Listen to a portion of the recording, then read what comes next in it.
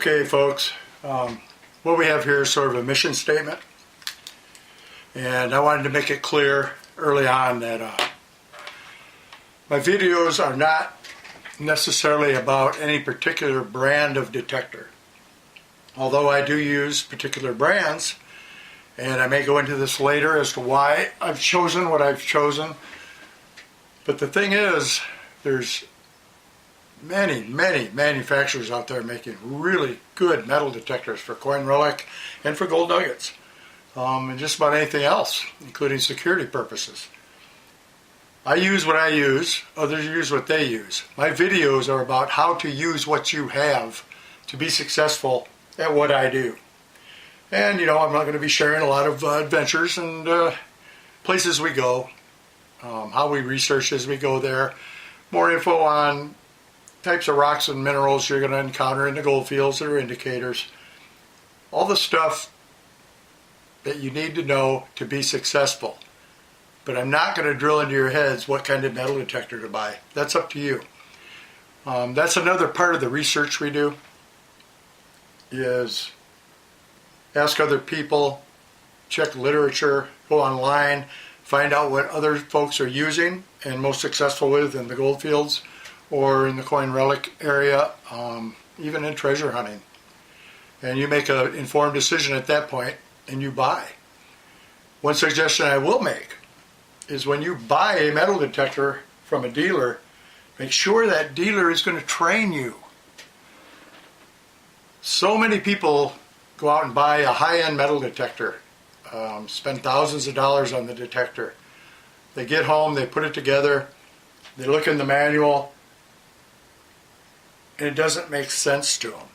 All it would take is for the dealer that sold to them to take them out for an hour, maybe 2 hours at the most, show them how to work the detector. It's worth $1 million.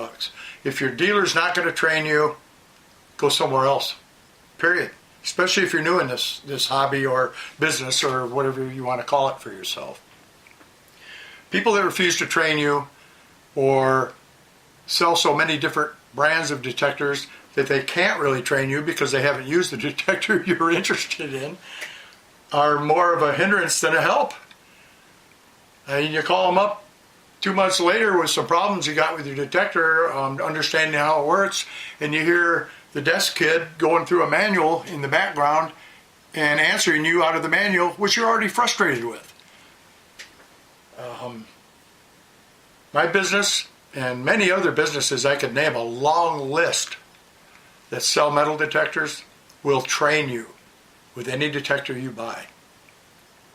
And once you're trained and somebody has shown you how the machine works, the funny thing is the manual suddenly becomes understandable because you've been out there, you've used the detector, and you know what the manual is trying to tell you now. And the nasty truth is a lot of manuals aren't all that good at telling you how to actually work the machine in the field under the conditions that you're facing. Who knows where they tested it? Who knows who wrote the manual? A lot of them are wrote by engineers. A lot of those engineers have probably never even gone out and actually hunted gold or coins or relics. But they sure can build a detector, can't they? So basically in this mission statement, I'm trying to explain that it's not about brands, it's not about trying to sell anything to anybody. It's simply trying to help you get the training that maybe you didn't get from a dealer, or some of the things you don't understand, or how to do the research to get you into a good gold area, or what you're looking at when you get there. I mean, it's really helpful. I remember all this stuff when I first started out, folks, and I tell you what, I went through a hard time trying to learn, because back in the late 80s, early 90s, there wasn't anybody out there to go out and train you. There wasn't anybody to help you. Nobody wanted to help anybody. The guys that were metal detecting were suddenly into so much gold that the last thing they wanted to do was get a bunch of other people hunting with them. And that's just the sad facts is back then. It's the same now. If you're not willing to do the research to learn, to find your own spots, you're going to be forever chasing crumbs. And I crumb chase myself. I'm crumb chasing in the video the other day. But I was out there with a purpose crumb chasing. It's too hot for me right now to go too far out in the desert. And So I stick close to home, and I'll use the VLF detector, and I'll go out and chase crumbs out of patches where I know there's probably still some small gold. Yeah, it gives me my fix, and I get to find a little bit of gold. Another thing to remember is not all detectors are created equal. They all work the same. They all work off the same basic principle, but they're not all created equal. Therefore, when a customer calls me and says, Bill, what's the best detector for all purpose? I can't really answer that. We get closer to being able to answer that with some of the new machines coming out now that actually do both quite well, but I just can't answer that one. Because the truth of the matter is, I own 4 detectors. Pulse induction, zero voltage transmission. I own another waterproof pulse induction machine, and I also own a VLF. And I also own a coin relic machine. So I guess that's 5 different detectors that I actively use. Why do I have 5 detectors? And man, Bill, that's expensive to have that many detectors. Yes, it's a little bit pricey. I find enough to pay generally for the detectors I buy and use. It's a lot of detectors because I don't have one detector that'll do it all. If I'm going to a new area, I've never been there before, I've packed my pulse induction machine, I've packed my waterproof machine, I've got a VLF, and I've also got a coin relic machine in most cases. This covers all the bases. It means I can go out there and pick a machine to use based on the ground and the conditions that I encounter. That's a big deal too. But for somebody that doesn't do this semi-professionally or professionally, you have to find one detector that's going to do pretty much all you want to do. And that can be a little bit difficult.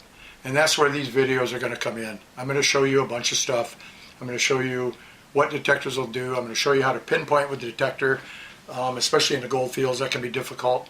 I've had people writing in on my YouTube channel requesting different things for me to go over, and I fully plan to do that. So anyway, folks, my mission statement is concluded here. Basically, what I'm here to do is help you learn how to use a detector you already own. I'm not trying to sell you another detector, trust me. All right? I'm assuming that you've already done the research and the detector you own is the one you want. Okay? If you're going to be gold hunting or you're going to be coin relic hunting, it really doesn't matter. My forte is gold hunting. That's what I do the most of. I do very little coin relic hunting, except on the side. And if I could run across a good area or an old gold camp or something like that. But the majority of my hunting time is spent on gold nuggets. And I've gotten pretty darn good at it in almost 28 years of doing it. And I just think it's time to give back. And I'm going to start putting up videos and seminar sessions on video, hunt videos, how I do research and all that, in hopes that I'll start seeing in the comments section how people have scored or have learned a lot from what I've put up there, which I'm already seeing. So I know by reaching out through YouTube that I'm getting in touch with people, and I'm helping take some of that frustration away of having a detector and thinking it's noisy when it's not. It's just user error in most cases. You don't know how to set it up. All detectors set up basically the same. So we'll go into all this as I move along here. And it's going to take a while, but we'll get her done. Thanks for watching, and much more to come, my friends.